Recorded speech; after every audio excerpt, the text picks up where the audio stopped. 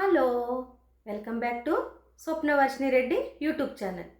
మన దేశాన్ని, మన భారతదేశాన్ని కింగ్లాగా నిలబెట్టడానికి యోగి మోడీ చాలా కృషి చేస్తున్నారు. ఇదైతే నేను 100% బిలీవ్ చేస్తాను. నిజంగా మాట్లాడాలంటే యోగీజీ ఒక పొలిటికల్ కింగ్ ఏమంటారు. ఇది ఉత్తరప్రదేశ్కు చెందిన విద్యార్థిని కీర్తి సింగ్ వస్తువులను ఇద్దరు దొంగలు లాక్కెళ్ళి ఆమెపై అత్యాచారం చేశారు.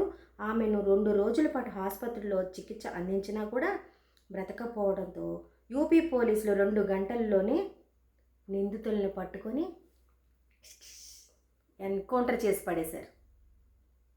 ఇప్పుడు మన సొంత పిల్లలకి ఏదైనా జరిగితే తల్లి ఊరుకుంటుందా? చెప్పండి, ఊరుకుంటుందా? శక్తి కొలది, శక్తి లేకపోయినా కూడ తీసుకొని ఇంకా కొట్టి కొట్టి చంపాలని అనుకుంటుంది కదా.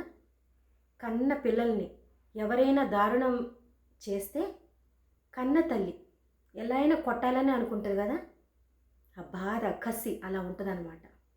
ఇప్పుడు యోగి గారు దేశ పౌరుల్ని, మన రాష్ట్ర పౌరుల్ని కన్న బిడ్డలుగా భావించాడు కాబట్టి ఎన్కౌంటర్ చేసి పడేశాడు ఆ దొంగ వెధవల్ని. ఆడపిల్లల దగ్గర దొంగతనాలు చేయటం, మళ్ళీ అత్యాచారం చేయటమా? ఊరుకుంటామా?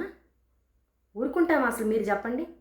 మన సొంత పిల్లలు, రక్త సంబంధం, మన రక్తం పంచుకు పుట్టిన పిల్లలకి ఏదైనా జరిగితే మనం కొట్టమా? చంపాలనుకున్నంత కోపంతో వెళ్ళి కొట్టి చంపాలని అనుకోమా? చెప్పండి, ఏమంటారు?